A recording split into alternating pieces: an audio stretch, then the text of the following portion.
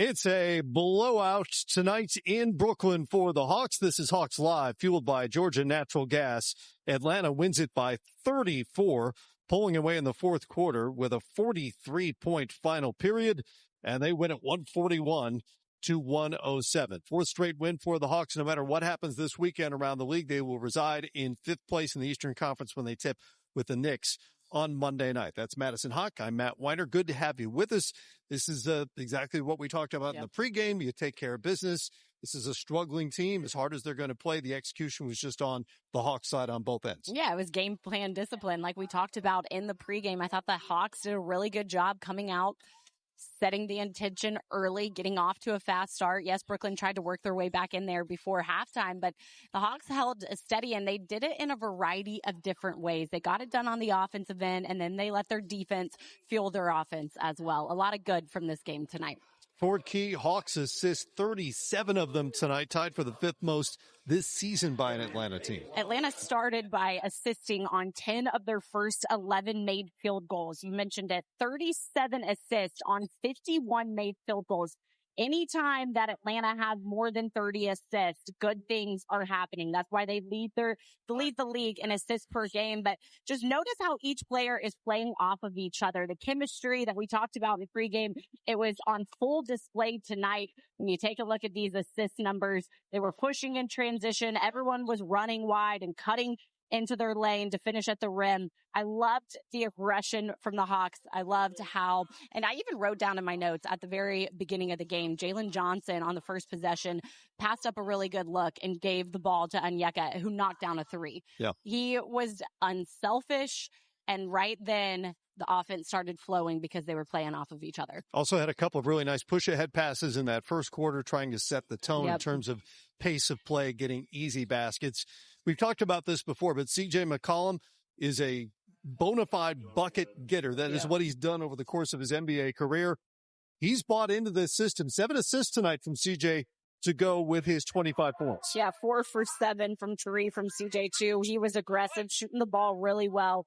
His catch and shoot 3 is a thing of beauty. You mentioned it. If he's bought into this system, I think he fits Quinn Snyder's offensive system really well, getting it done on the defensive end as well. We showed that at halftime, but CJ coming up with a steal. You don't always see that, but he gets it done on both sides of the floor tonight. I like the leadership that CJ brings, the calmness he has whenever he is managing this offense, and the way he's playing without the ball in his hands right now as well. He's spotting up, he's relocating, playing really good basketball right now. And some of those assists led to Hawks threes, 20 of them to be exact, on a night when they set a new Hawks franchise record for threes made in a season. Yeah, how many was that again? That was a good stat by you. 1,100, I don't know what the final number is. Yeah. 26 broke the record, I think. Yeah, that's amazing. Such an awesome find there.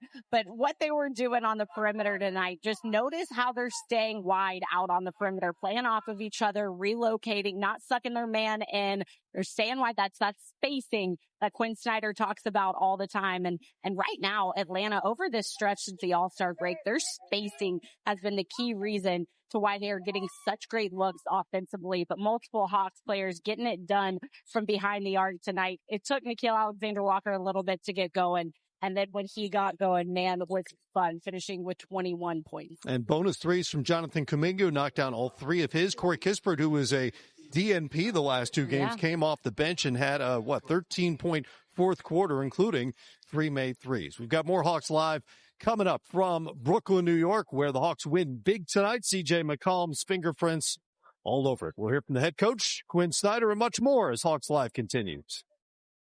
It was a 34-point win for the Hawks, who sweep the season series and win their 4th game in a row overall. Let's get you inside to Quinn Snyder in the Georgia Natural Gas postgame press conference.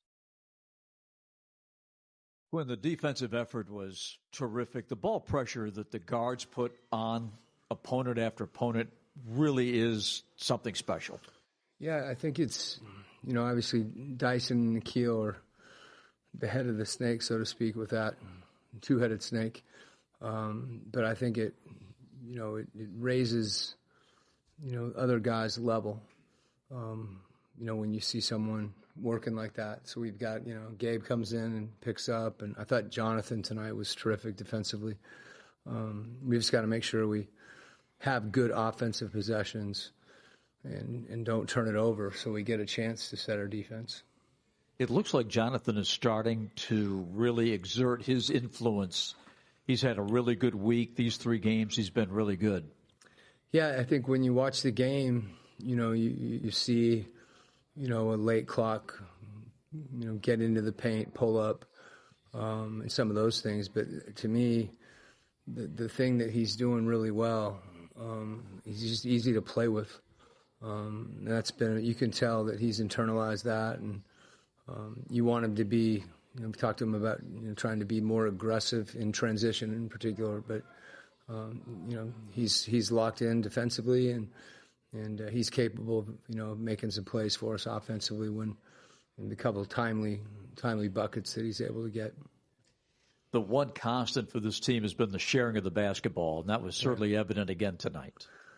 Yeah, I loved how we started the game, and I think for the most part over the course of the game that was there, and that's who we are.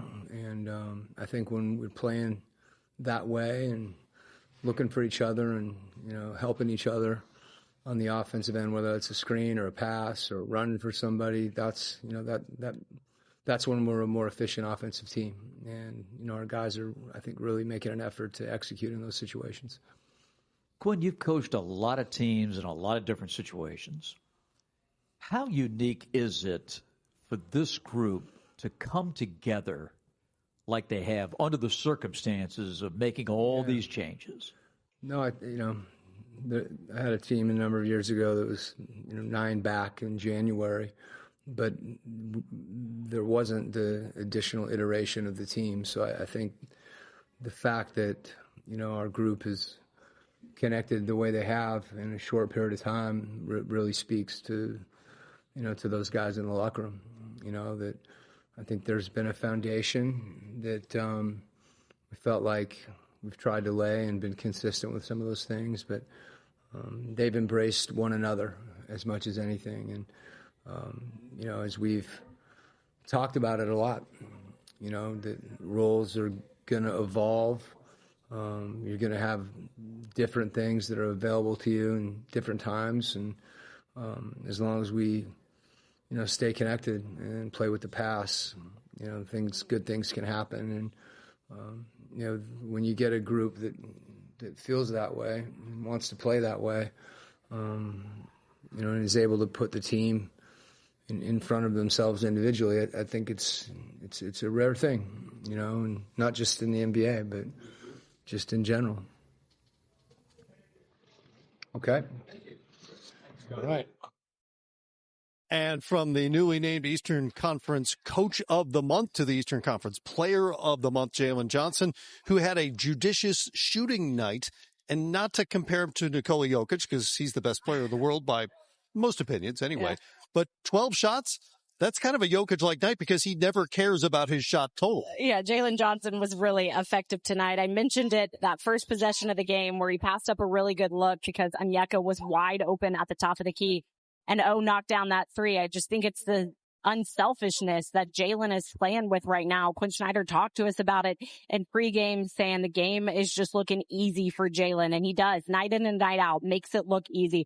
What I love right there with those numbers, though, his 11 rebounds and his 5 assists. He was getting it done by being aggressive, by attacking, by drawing the contact, and then getting back and playing defense too, and crashing the glass and rebounding. So right now, Jalen Johnson doing a really good job just playing complete basketball. Yes, he can go in and score 40 every night if he wanted to, but the way he has been as a facilitator and a playmaker to me is what's really stood out over the last month.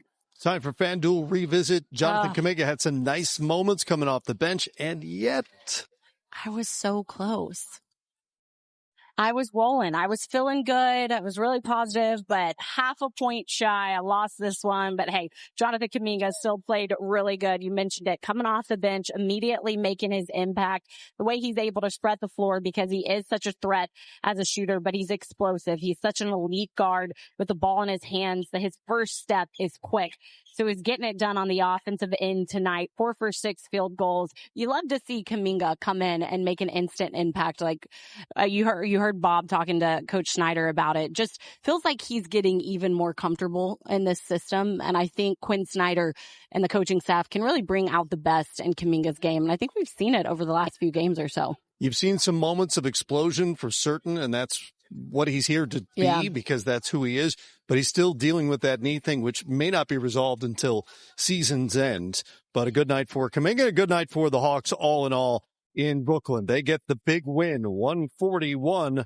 Onyeka Okongwu in on the act from Jalen. Easy here in the Borough. Back at Barclays Center, where the Hawks blitzed Brooklyn tonight, 141-107, as we take a look at the Xfinity upcoming schedules. Just 4 games left, 2 home, 2 on the road, beginning Monday night against the New York Knicks, then a 2-game home-and-home with the Cavaliers, and the season wraps up Sunday, April 12th in Miami. As I mentioned, the Hawks will be 5th when they tip Monday night against the New York Knicks. Anything above the 6th line is a win for the Hawks, given where they were 3 months ago and given where they've been the last 4 seasons, which is the play-in.